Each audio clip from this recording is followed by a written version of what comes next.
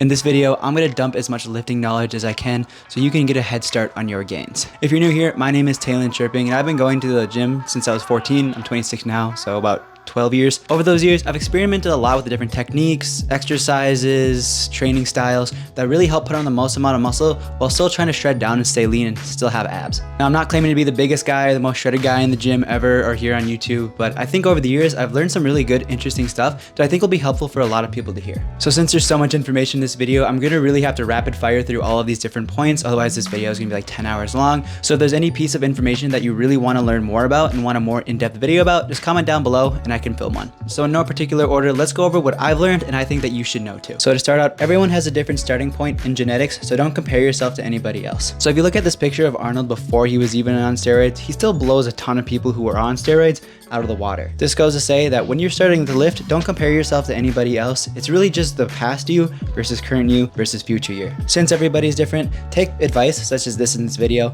as a great starting point, but experiment what actually works best for you and you'll learn over time. Speaking of steroids, realize that steroids have been a lot more prevalent now. When I first started lifting, if you were caught on steroids, your entire lifting credibility was thrown out the window. However, people have become a lot more open about their steroid use, which is awesome, but now the pendulum has swung the other way to where the point is now normalized. Steroids have become so normalized that teens were pretending to use them for clout. It used to be the other way around. People used to hide their steroid use, but now it's the opposite. A lot of young people think just like taking protein powder or creatine, when really that's not the case. It's your decision, but what I'm saying is please know that it's not normal, it's not healthy, and please make a fully informed decision before jumping on anything. Take some progress pictures. A lot of people expect to see progress right away after a week or two, when really that's not the case. Since you see yourself on a daily basis, seeing these gradual changes aren't gonna be that noticeable until one day you're gonna look in the mirror and it's gonna hit you all at once.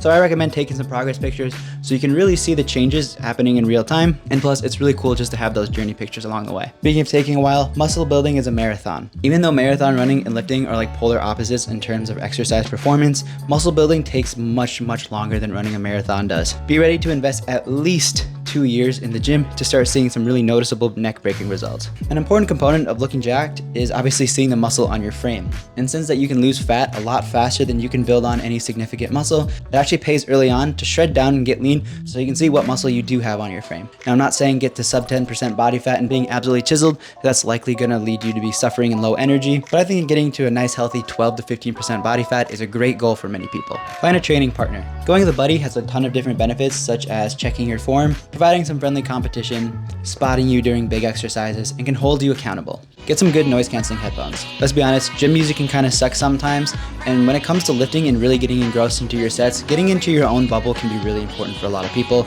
I know it is for me personally. So get some good noise canceling headphones so you can really focus in on each of your reps and really get the best amount of gains possible. Lift to live, not live to lift. I got into this trap really early where I didn't want to go out and be social at all because it would totally ruin my gains. But the reason most people want to go to the gym and get jacked so they can be more confident and really go out there and achieve what they want to achieve. Choose a gym with people that are achieving the same goal as you. I recently tried to go to a personal training gym where it's really more targeted at middle-aged people trying to get back into shape, which is awesome.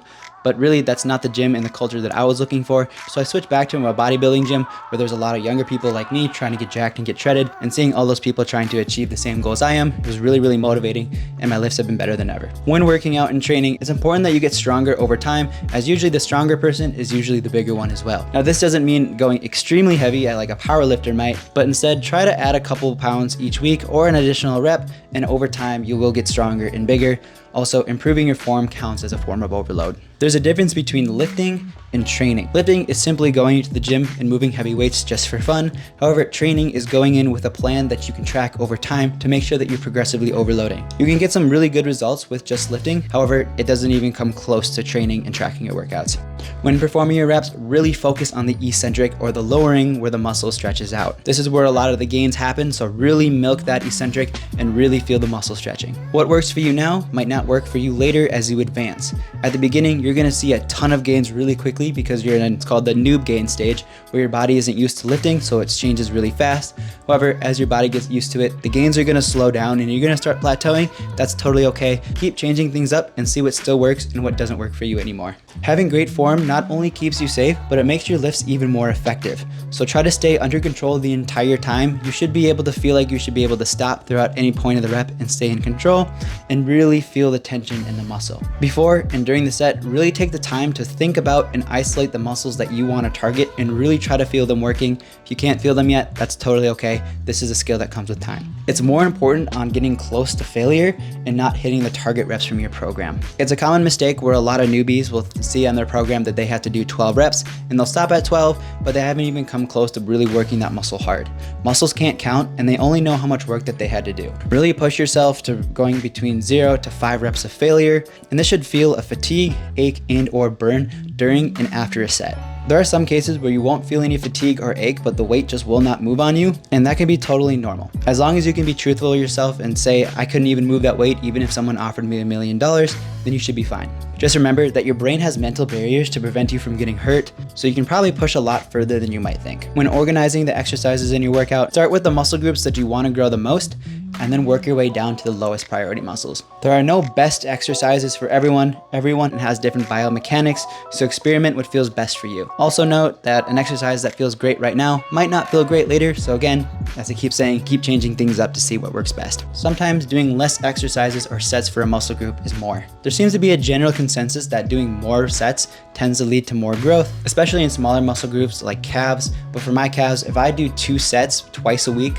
so 4 sets total, they're absolutely cooked and they've been the biggest they've ever been. So again, please personally choose what's best for you. Stay hydrated. Hydration isn't some magical formula that you need to follow. Just follow your thirst cues and make sure that your pee is mostly clear to light yellow and you should be good to go. If you are someone who sweats a lot during your training though, consider getting a little extra sodium to replace some that you lost in your sweat. When training, really focus on getting a deep stretch and a full range of motion, as recent studies have really shown that muscles really grow best in the lengthen or stretch out states. Small to intermediate bouts of low state steady cardio does not impair your gains. However, if you do some high intensity cardio that's really hard and has a lot of impact on your joints, this could directly impact your training as your joints are already taking a beating during training. A small 5 to 10 minutes on the treadmill to warm up and increase your body temperature can really increase your workout performance. Try to add stability to any exercise where you can to be able to better generate force throughout a muscle. Think about jumping on a canoe versus the ground. Which one can you jump higher on? Unless you're specifically trying to train for stability, really try to get rid of as much instability as possible. When performing each set, try to treat each rep as a single set of one as if it's the only one that you're doing.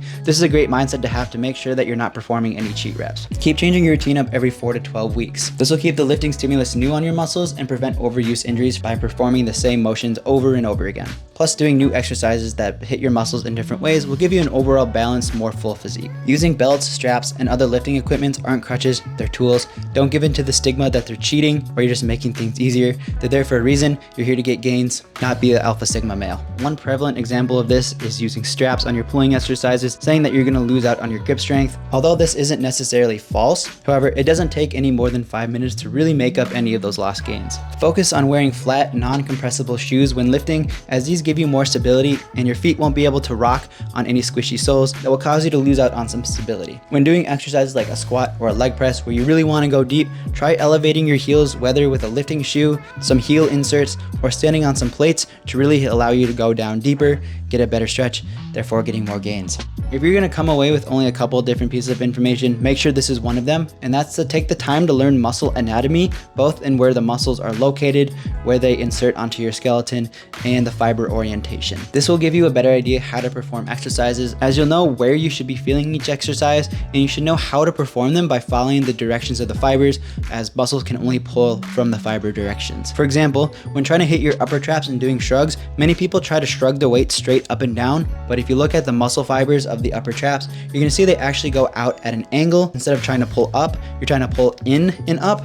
You're going to hit the muscles a lot better. Hit each muscle group at least 2 times per week, as that's been shown again and again to give more gains, with smaller muscle groups being able to be hit even more often. 6 to 15 reps per set tends to be the sweet spot in most cases. Walking at least 8,000 to 10,000 steps per day makes losing fat a lot easier than you might think. Avoid using set rest times like 30 seconds, 1 minute, minute 30, and instead focus on starting your next set when the following are met. The target muscle that you're trying to hit no longer aches and burns, any non-target supporting muscle groups don't hurt, and your breathing returns to normal. This way, you can guarantee that you're ready to go for each set and make sure that your next set is effective every single time.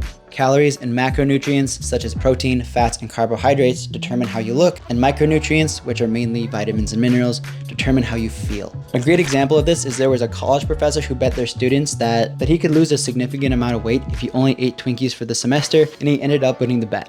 However, as you can imagine, you probably won't feel very good if you're eating just Twinkies that don't have very many vitamins and minerals. As you become more advanced, consider doing bulking and cutting phases. At the very beginning, you can both lose fat and gain muscle very quickly in your newbie gain stages, but as you become more of an intermediate and advanced, both of those are going to slow down. So consider doing dedicated phases of fat loss and muscle building for the fastest gains in the long run.